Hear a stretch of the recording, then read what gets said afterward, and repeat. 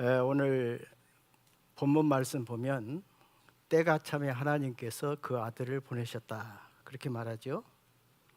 때가 찼다는 말은 무슨 뜻일까요? 때가 됐다, 때가 무르익었다 그 말이죠. 때가 무르익었을 때 하나님께서 아들을 보내셨다는 겁니다. 이 때라는 것이 아주 중요합니다. 때가 맞지 않으면 좋은 일도 좋은 일이 되지 않아요. 잠언에 보면 이른 아침에 큰 소리로 그 이웃을 축복하면 도리어 저주같이 여기게 되리라 하는 말씀이 있는데요, 축복하는 것은 좋은 일이죠. 그런데 그 축복하는 소리라도 때가 맞지 않으면, 남들이 다 잠자고 있는데 그 이른 새벽에 큰 소리로 축복하면 도리어 저주같이 여길 것이다, 그런 말씀입니다. 사람이 어떤 일을 할 때 아무 때나 하지 않고 때를 맞추죠. 밥 먹는 것도 잠자는 것도 때를 맞춰서 밥도 먹고 잠도 잡니다. 농부가 아무 때나 씨 뿌리는 거 아니죠? 때를 맞춰요. 물 들어올 때 노져라 하는 말이 있는데, 이 말은 때를 맞춰 행동하라 그 말이죠. 장례식에는 장례식에 맞는 옷을 입어야 되고, 연회석에서는 연회석에 맞는 옷을 입어야 됩니다. 화려하게 치장하고 장례식에 가면 안 되죠. 그래서 성경은 경우에 합당한 말은 아루새긴 은쟁반의 금서관이라 그렇게 말합니다. 이 금서관은 아주 아름답게 아루새긴 은쟁반에 담아야 이게 어울리지, 그 금성화를 아무 싸구려 그릇에 담아놓으면 어울리지 않습니다. 사람도 때를 맞춰 행동하는데 하나님은 말할 필요가 없죠. 자기 아들을 보내시는데 아무 때나 보내신 게 아닙니다. 전 인류 역사에서 가장 적절한 때를 골라서 그때 보내신 겁니다. 그렇다고 하면 성부 하나님께서 예수님을 이 땅에 보내시기 위해서 어떤 준비를 하셨을까요? 먼저 사람들의 심령을 갈급하게 만드셨습니다. 말라기 선지자 이후에 예수님 오실 때까지 400년 동안 선지자가 없었어요. 하나님의 말씀이 없었어요. 새로운 계시가 주어지지 않았습니다. 이것은 이스라엘 전체 역사상 가장 긴 영적 공백기입니다. 그래서 흔히 그 시기를 가리켜 암흑기라 그렇게 말하죠. 400년 동안 하나님의 음성이 들리지 않자 사람들의 심령은 갈급할 대로 갈급해진 겁니다. 받아들일 준비가 된 거죠. 그때 아들을 보내신 겁니다.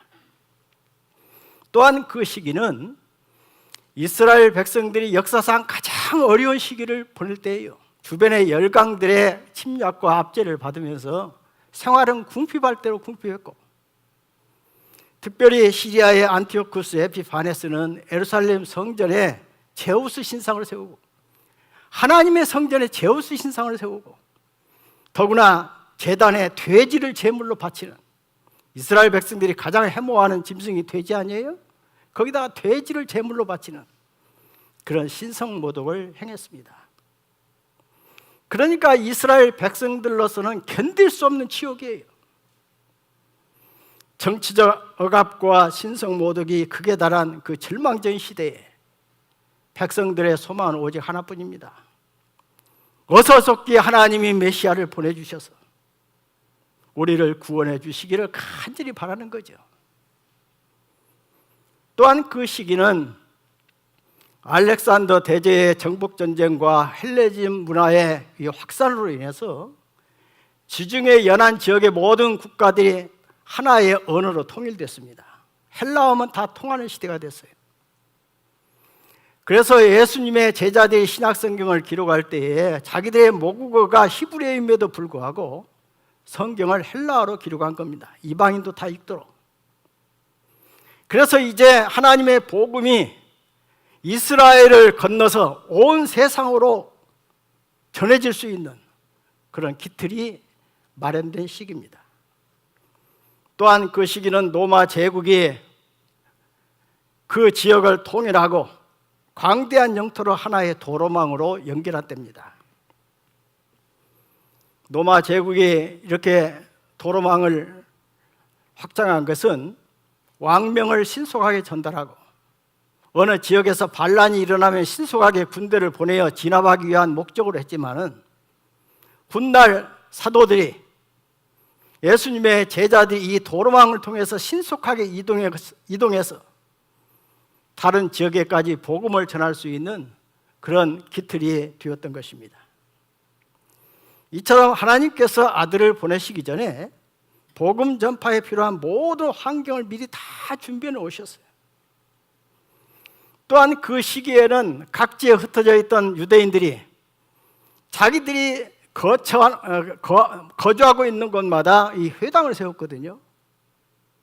그래서 이 회당은 단순한 예배 장소가 아니라 유대인 공동체의 중심지고 하나님의 말씀을 가르치는 영적 거점이었습니다.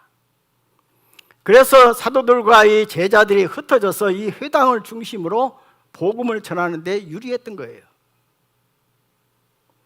이처럼 모든 기초 작업이 다 끝난 후에 때가 참에 하나님께서 자기 아들을 세상에 보내신 겁니다. 하나님은 일을 행하실 때 언제나 때를 맞추세요. 최적의 타이밍에, 그리고 가장 극적인 순간에 움직이십니다.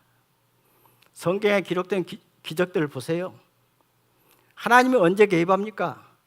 가장 결정적인 순간에 개입하세요. 아브라함이 이삭을 제물로 바치기 위해서 단 위에다가 아들을 눕혀놓고 칼을 들어가지고 막 찌르려고 하는 그 순간에 하나님이 개입하시잖아요. 언제 홍해를 가릅니까? 애굽에서 나올 때 하나님께서 며칠 전부터 홍해바다 딱 갈라놓고 이스라엘 백성들이 애굽에서 나가지고 쉽게 건너가도록 그렇게 하지 않았어요. 이스라엘 백성들이 애굽에서 나올 때 앞에 딱 홍해가 막고 있고 뒤에서 애굽 군대가 추격해 오고 가장 위급한 순간에 하나님께서 홍해를 가르셨습니다. 만약에 하나님께서 며칠 전에 미리 갈라놓으셨더라면 이스라엘 백성들의 감격이 그렇게 크지 않았을 겁니다. 그러나 이제 앞에 바다가 막혀있고 뒤에 군대가 쫓아오고 죽게 되는 그 상황에서 가장 위급한 상황에서 하나님께서 바다를 갈랐기 때문에 그 감격이 너무 컸어요. 그래서 출애굽기 15장 보세요. 미리암이 백성들과 함께 노래하는 거 보세요. 얼마나 감격에 넘쳐서 노래합니까?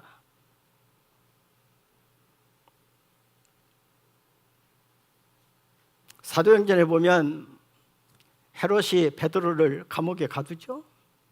내일이면 이제 처형하려고 합니다. 바로 처형당하기 그 직전에, 그 밤에, 전날 밤에 하나님께서 천사를 보냅니다. 이처럼 하나님은 위기의 순간에 가장 효과가 극대화될 수 있는 그런 시점에 움직이세요. 그리고 정밀합니다. 하나님이 하시는 일에는 추호에 차거나 오차가 없어요. 얼마나 하나님께서 정밀하시냐면요, 이 태양계를 보세요. 천체들이 저마다 다른 속도로 움직입니다. 방향도 달라요. 어떤 천체는 빠르게 돌고 어떤 천체는 느리게 돕니다. 공전과 자전의 방향도 같지가 않습니다.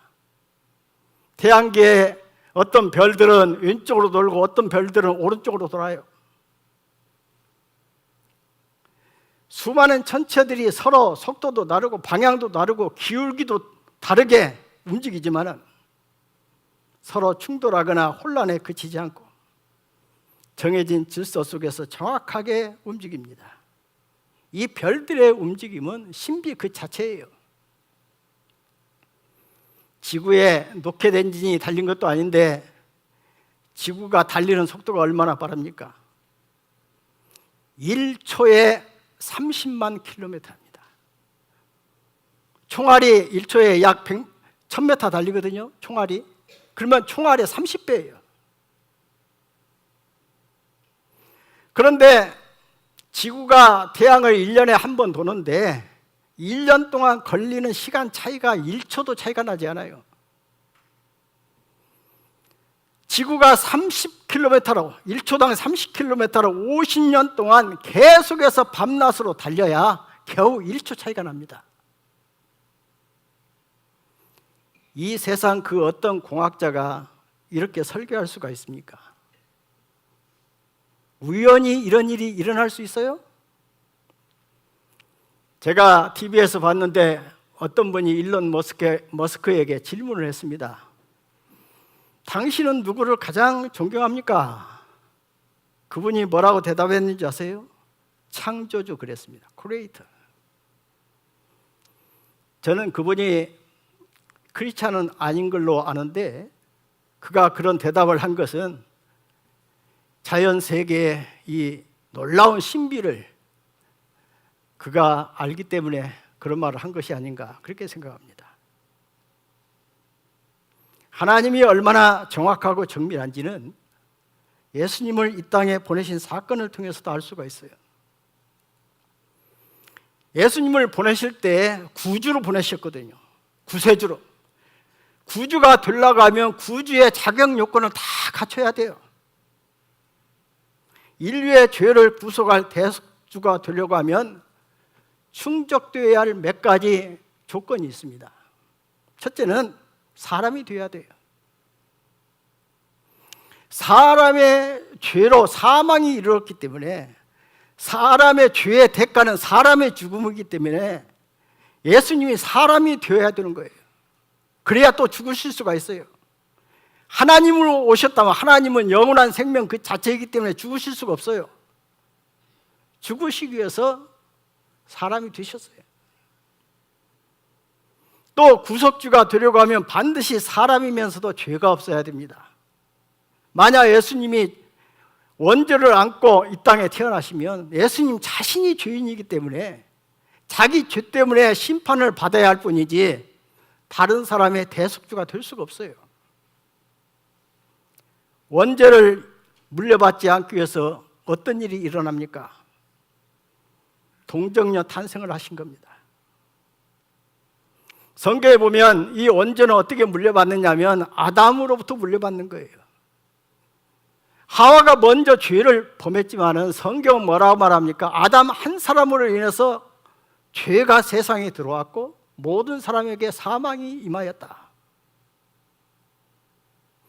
그 말은 아담이 인류의 대표자라 그 말이에요. 대표자인 아담의 죄를 우리는 물려받는 겁니다.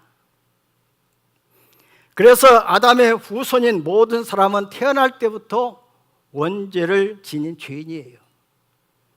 아무런 죄를 짓지 않은 갓난 어린아이까지도 죄인인 것은 원죄가 있어서 그래요. 만약에 예수님께서 보통 출생 방식으로 아버지를 통해 태어나시게 되면 자범죄가 없어도 아담의 후손이 되기 때문에 죄인이 됩니다. 그래서 아담의 죄를 물려받지 않기 위해서 성령으로 잉태되어 아버지 없이 동정녀 마리아에게서 태어나셨어요. 그래서 성경에 예수님을 뭐라고 부릅니까? 여인의 후손. 우리 모두가 다 여인의 후손이죠. 그렇지만은 특별히 예수님에 대해서 메시아에 대해서 여인의 후손이라 얘기하는 것은 아버지 도움 없이 태어나신 분이다 그 말입니다. 또한 한 사람의 죽음으로 인해서 많은 사람의 죄를 대속할 구세주가 되려고 하면 그분의 신분이 인간을 넘어선 존재, 그 하나님의 신분을 가져야 됐습니다. 그래서 예수님은 사람의 신분과 하나님의 신분을 동시에 가지신 분이에요. 사도행전에 보면 하나님께서 자기 피로 교회를 사셨다 하는 말이 나오죠.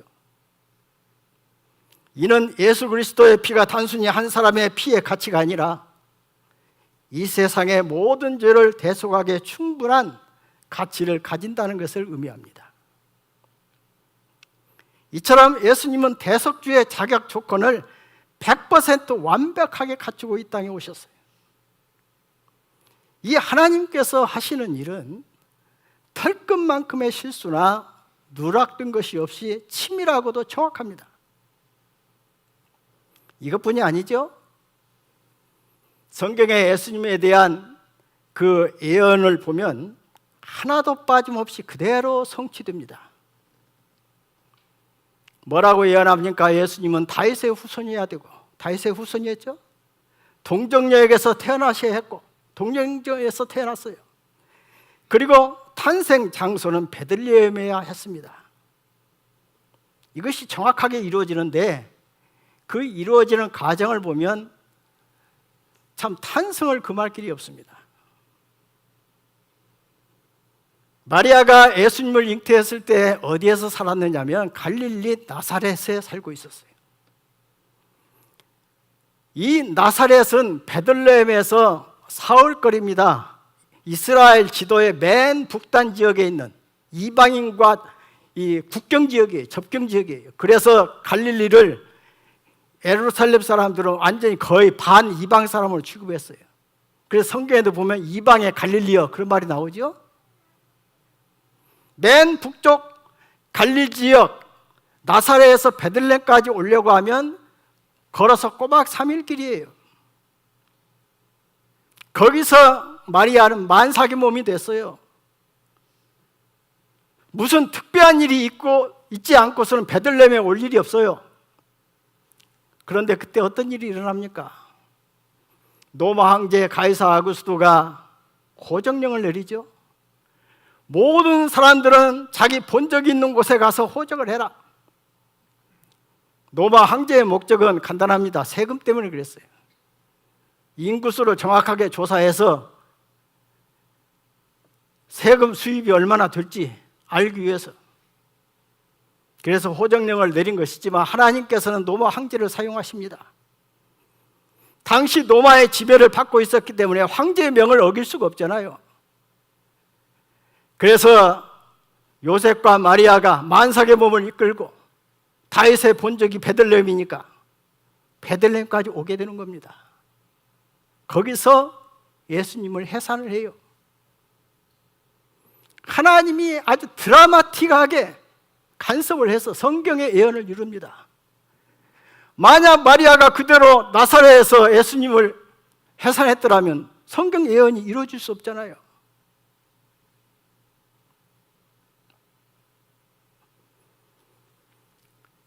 예수님 역시 성부 하나님과 마찬가지로 이 땅에서 사역하실 때 모든 것을 때를 따라 때에 맞게 행하시는 것을 볼 수가 있습니다. 가나 혼인잔치에서 포도주가 떨어졌습니다. 유대 사회에서 혼인잔치에서 포도주가 떨어졌다는 것은 매우 난처하고도 심각한 상황이죠. 그때 곤란한 사정을 어머니 마리아가 예수님께 이야기합니다. 포도주가 떨어졌다고. 어떻게 좀 해보라 그 말이죠. 그때 예수님 뭐라고 말씀합니까? 내 때가 아직 이르지 아니하였나이다. 그리고는 아무것도 하지 않은 게 아니라 조금 있다가 물로 포도주를 만드세요. 그 시간이 몇 시간 후였는지 또는 하루 후였는지는 몰라요. 유대인들은 혼인잔치를 일주일 동안 하니까. 왜 예수님께서 내 때가 되지 않았다고 얘기합니까?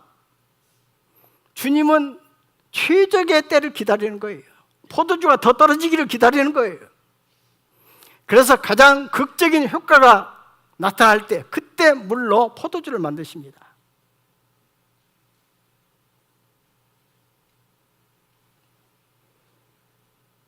주님은 주님의 때에 문제를 해결하십니다.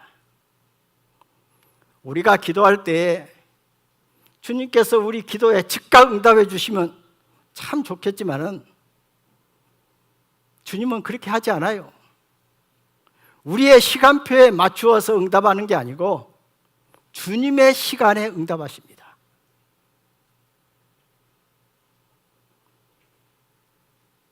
주님은 완벽한 타이밍을 보시고 그때 역사하세요.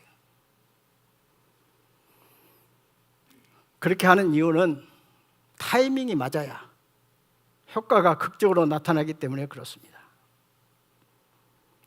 하나님께서 다윗을 어떻게 구원하시는가를 보면 참 놀랄만해요. 한 번은 사울 왕이 군대를 이끌고 다윗을 죽여갑니다. 산 이쪽에서 몰면 다윗은 저쪽으로 도망가고 저쪽에서 몰면 이쪽으로 도망가고 그러다가 잡힐 위기에 몰렸어요. 상황이 긴박합니다. 그때 어떤 일이 일어나냐? 갑자기 전령 하나가 달려와가지고 사울왕에게 보고합니다. 큰일 났습니다. 블레셋 사람들이 침공해 왔습니다. 적군이 침공해 왔는데 다윗 쫓는 게 문제입니까? 중단하고 돌아가지요. 다윗이 사울에게 쫓길 때 사울의 군대가 가까이 이르렀을 때 얼마나 마음이 급했겠습니까? 도망가면서 얼마나 기도를 많이 했겠어요? 주님 살려주세요. 그때 갑자기 전령이 나타나는 바람에 사울이 군대를 철수하고 돌아갑니다. 그때 얼마나 감격스러웠겠습니까? 우리 하나님께서는 이 드라마틱하게 역사하시는 분이에요.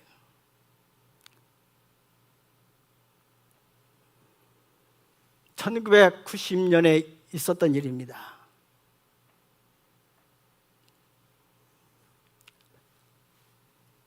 저희 집사람이 아이들을 데리고 토요일이 되면 한글 학교에 데리고 갔습니다.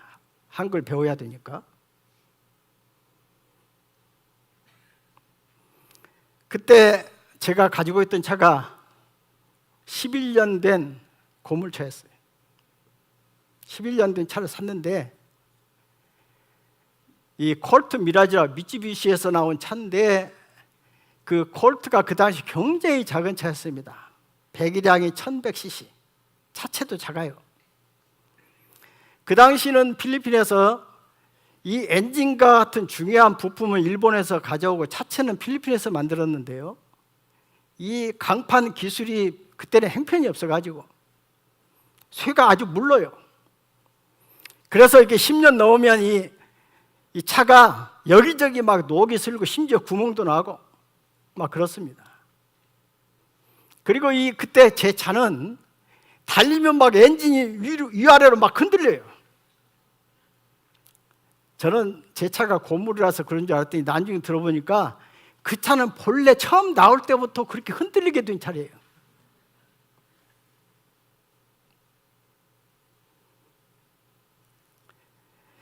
토요일마다 아이들 데리고 이제 한글 학교를 이제 왔다 갔다 하는데, 그때 아이들이 그때 막 도요타 코롤라 새 차가 필리핀에 출시돼 가지고 막 시내를 달릴 때입니다.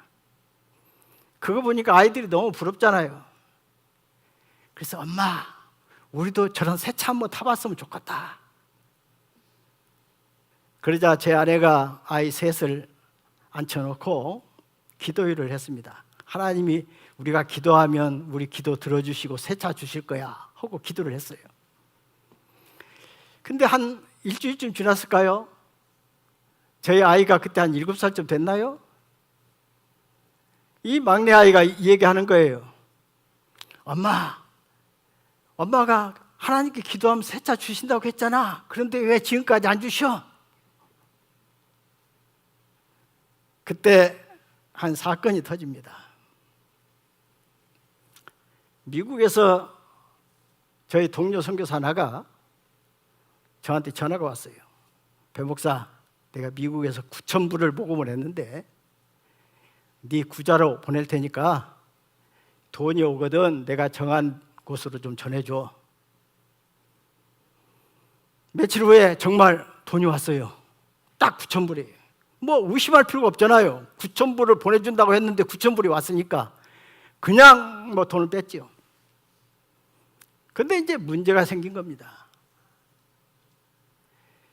제 후원교회가 한국에 있는 후원교회에서 여러 교회에서 오는 이 협력교회까지 돈까지 합쳐가지고 이제 저한테 돈을 보내주곤 했는데, 그 교회에서 돈을 보냈는데 제 구좌에서 돈이 빠져나간 거예요. 저는 인출한 적이 없는데. 그래서 우선 급한 대로 급히 한국에다 전화했습니다. 후원교회 목사님한테 지금 문제가 생겼습니다. 그러니 돈 보내지 마세요. 그러니까 이 후원교회 담임 목사님은 무슨 큰 사고가 난 줄 알고 어떤 큰 문제가 생긴 줄 알고 급히 비행기표를 끊어가지고 이제 필리핀으로 이제 오시는 겁니다. 저는 그 사이에 은행 가서 알아보니까 일이 어떻게 됐느냐면, 은행원이 실수를 해가지고 제 구자다가 돈 9,000불을 집어넣은 거예요. 그래 놓고는 이제 그 실수를 깨닫고 그 돈을 회수해 간 겁니다. 이게 미국에서 돈이 안 온 거예요. 이제 그 담임 목사님을 공항에서 이제 모시고 집으로 오는데, 이 양반이 제 차를 보니까 이게 한심하잖아요. 여기저기 녹슬어, 차는 조그만데 여기저기 녹슬어 있고, 나중에 얘기하는데 그분이 그래요. 차가 가다가 그냥 금방 그냥 도로 한복판에 주저앉는 줄 알았다는 거예요.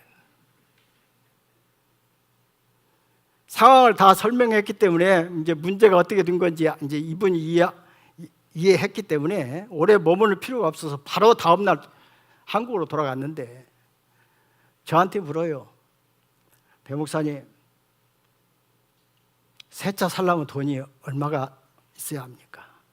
그리고 지금 당신이 가지고 있는 돈 얼마나 됩니까? 그때 제가 4,000불이 조금 넘게 있었어요.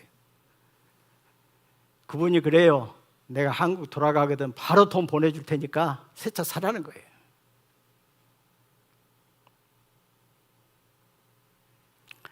자, 생각해 봅시다. 은행원이 실수하는 거 자주 있는 일 아니죠? 실수를 했으면 했지 왜 하필이면 내 구자에다가 돈을 집어넣어요? 제 구자에다가 실수로 집어넣었으면 넣었지 왜 하필이면 그 돈이 또 정확하게 9,000불이에요? 이게 우연일 수 있겠어요? 한두 번도 아니고 연속으로 여러 번. 그 일 때문에 후원교회 목사님 오신 겁니다. 그 사건 때문에. 하나님께서 그 양반을 필리핀으로 불러내신 거예요. 와서 좀 제 차 좀 보라고. 타이밍이 절묘하지 않아요? 주님께서 우리 기도를 응답해 주시는 방법은 각 사람마다 각기 다릅니다. 다윗에게는 블레셋 사람들을 통해서 구원의 손을 내밀어 주셨습니다. 베드로는 천사를 보내서 구해 주셨어요. 저한테는 은행원의 실수를 통해서 새 자동차를 주셨습니다. 하나님께서 이처럼 역사하는 방법은 달라요. 아무튼 간에 우리 그리스도인이 이런 하나님의 손길을 경험할 때에 큰 기쁨을 느낍니다. 새 차가 생겨서 기쁘긴 하죠. 그러나 또 다른 큰 기쁨이 뭡니까? 하나님을 경험하는 사건이 되었기 때문에 기쁜 거예요. 이런 경험이 우리 그리스도인들에게는 소중한 영적 자산이 됩니다. 우리가 기도하고 또 기도해도 응답이 오지 않을 때 우리 마음이 힘들지요. 어느 때는 하늘이 꽉 막힌 듯이 응답이 없으면 정말 맥이 빠져요. 다윗이 사울 왕에게 10여 년 세월 동안 쫓겨다닐 때 얼마나 많은 기도를 했겠습니까? 다윗 왕의 그 애절한 기도가 시편 보세요. 얼마나 많이 나오는지. 기도를 해도 응답이 없고 계속해서 쫓겨다니는 세월이 10년이 넘어갈 때, 앞이 보이지 않을 때 얼마나 그 마음이 힘들고 답답했겠습니까? 그런데 다윗의 위대함은 그는 낭망해도 기도를 멈추지 않았습니다.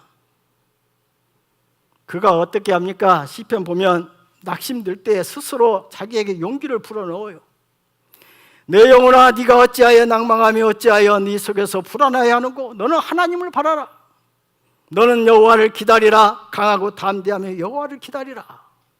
자기 자신을 향해서 다윗아 너 낭망하지 말거라. 하나님을 바라봐라. 마음을 강하게 하라. 그가 왜 자신을 향해 이런 말을 합니까? 기도하고 기도했는데도 응답은 없고 낙심이 되니까, 마음이 약해지고 다 포기하고 싶으니까 자신을 향해서 낭망하지 말고 힘을 내라고 격려하는 겁니다. 성경이 이것을 왜 기록합니까? 우리 보고 배우라고. 우리도 그렇게 해야 돼요. 다윗처럼 해야 돼요. 격려와 용기를 불어넣는 것은 다른 사람한테만 하는 게 아니에요. 내 자신에게도 해야 되는 거예요. 그러면 힘이 나요. 다윗의 이대한 점은 비록 기도응답이 없어 낙심이 되어도 믿음을 잃지 않았다는 것입니다. 시편 27편 13절 14절 제가 참 좋아하는 구절인데, 내가 산자들의 땅에서 여호와의 선하심을 보게 될 줄 확실히 믿었도다. 너는 여호와를 기다릴지어다. 강하고 담대하며 여호와를 기다릴지어다. 내가 산자들의 땅에서 여호와의 선하심을 보게 될 줄을 확실히 믿었다. 산자들의 땅에서 뭔 말이에요? 내가 살아있는 동안, 내가 죽기 전에 하나님의 선하심을 볼 것이다. 나는 확실히 믿는다. 영어로 보면 더 분명해요. I am still confident 그랬어요. still이라는 말 사용하고 있어요. 여전히, 나는 여전히 확실한다. 여전히 믿는다. 왜 여전히라는 말을 할까요? 오랫동안 기도해도 응답이 없지만은 그래도 나는 여전히 믿는다 그 말이에요. 다윗은 극한의 순간에도 믿음을 놓지 않았습니다. 내가 죽기 전에는 반드시 하나님의 선하심을 볼 것이라고 믿었어요. 성경을 보면 하나님의 때가 되었을 때는 언제나 그때가 가장 힘들고 고통스러운 순간입니다. 홍해 앞에 있는 이스라엘 백성들 보세요. 앞에 홍해가 막고 뒤에 거대한 애국 군대가 쫓아올 때가 제일 힘든 때 아니겠어요? 사르밧 가부의 가장 힘든 때가 언제입니까? 3년 반 동안 가뭄 때문에 기근이 들고 가지고 있던 모든 양식 다 떨어지고 이제 마지막 한 끼 양식밖에 남지 않았을 때가 제일 힘든 때 아니에요? 그때 하나님께서 그 여인 살리시려고 엘리야를 보냅니다. 가장 힘들 때, 더 이상 견디지 못하고 다 포기하고 싶을 때, 그때가 하나님이 역사하시는 때입니다. 그러므로 아무리 힘들고 어려워도 믿음을 갖고 마음을 추스리며 기도의 끈을 놓지를 말아야 됩니다. 비록 우리 눈에는 너무 지체하시는 것 같지만 하나님의 때는 찾아옵니다. 가장 완벽한 시간에, 주님의 시간에 주님께서는 도움의 손을 우리에게 내밀어 주실 것입니다. 기도하겠습니다. 주님은 자기 백성을 결코 버리지 아니하시며 끝까지 믿음을 갖고 찾는 자들에게 은혜 베푸시는 것을 믿습니다. 주님, 저희들 어떤 상황에서도 다윗처럼 주님에 대한 믿음을 잃지 않게 하시고 스스로 강하게 하여 주님을 굳게 붙들어 주님이 주시는 놀라운 은혜를 체험하는 성도들이 다 되게 하여 주시옵소서. 예수님의 이름으로 기도하옵나이다.